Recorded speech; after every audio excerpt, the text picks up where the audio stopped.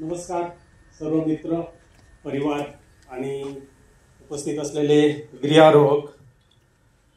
साधारण बरोबर 5 वर्षापूर्वी मी याच सभागृहात एक डॉक्युमेंटरी सादर केली होती आणि तिचा विषय साधारण असा होता की 2019 मध्ये जे काही एव्हरेस्टवर घडलं, जी काही घटना घडली त्या घटनेवरती आधारित फिल्म होती.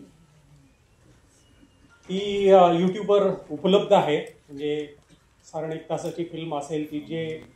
ज्यांनी ती फिल्म पाहिली नाही ते जरूर पाहू शकता. तर त्यावेळेस जे काही घडलं एव्हरेस्टवर, म्हणजे 2019 मध्ये जे काही एव्हरेस्टमध्ये जे काही प्रॉब्लेम्स आले, काही सायक्लॉनमुळे तिथे वातावरण बदललं आणि जवळपास 19 लोकांना मृत्यूला सामोरं जावं लागलं. त्यात माझी पत्नी अंजलीचाही समावेश होता आणि ती घटना कशी घडली त्या घटनेवर आधारित ती डॉक्युमेंटरी होती. आणि आता साधारण 5 वर्ष झाले.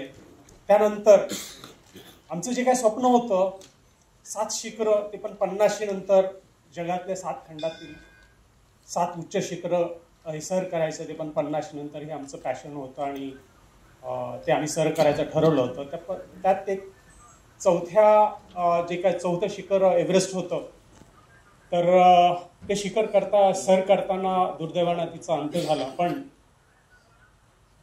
आमचं दोघांचंही स्वप्न आणि मी दिलेलं तिला वचन येताना तिथून, आणि त्याच्यानंतरचा हा 4 ते 5 वर्षाचा घडलेला माझा प्रवास, त्यानंतर त्या दुःखातून आणि त्या डिप्रेशनमधून बाहेर येऊन मी जे स्वप्न पूर्ण केलं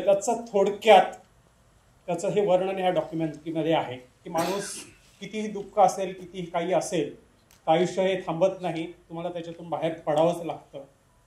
आणि हा जो प्रवास आहे हा 3-4 वर्षाचा, तो पूर्ण प्रवास मी थोडक्यात अगदी डॉक्युमेंटरीमध्ये म्हणजे मी स्वतःच बनवली डॉक्युमेंटरी. खूप साधी डॉक्युमेंटरी अशी, म्हणजे एकदम इंटरनॅशनल लेवल वगैरे असं काही नाही आहे. पण मी स्वतःच जे काही घडलं ते लिहिलं आणि तेच मी स्वतः आर्टिस्ट असल्यामुळे डॉक्युमेंटेशन होते, माझ्याकडे सगळे फोटोग्राफ्स होते, ते सगळं करून मी ते डॉक्युमेंटेशन करून एक छोटीशी डॉक्युमेंटरी बनवली. हा डॉक्युमेंटरीचा भाग 2 हे तुम्ही समजू शकता. आणि डॉक्युमेंटरीमध्ये किती जरी केलं तरी हे 7 शिखर आणि 7 शिखर, प्रत्येक शिखराचा वेगवेगळा थरारक प्रवास असतो. तो पूर्ण प्रवास ह्या डॉक्युमेंटरीमध्ये किंवा एखाद्या टॉक शो मध्ये आपल्याला बोलता येत नाही, आपण थोडक्यात बोलतो. तर त्याचंच मग पुस्तक रूपात रूपांतर व्हावं अशी इच्छा होती. त्याच्याबद्दल मी नंतर बोलेल. तर तुम्ही थोडक्यात ही डॉक्युमेंटरी जी आहे ती तुम्ही सगळ्यांनी बघावी आणि त्याचा आनंद घ्यावा. धन्यवाद.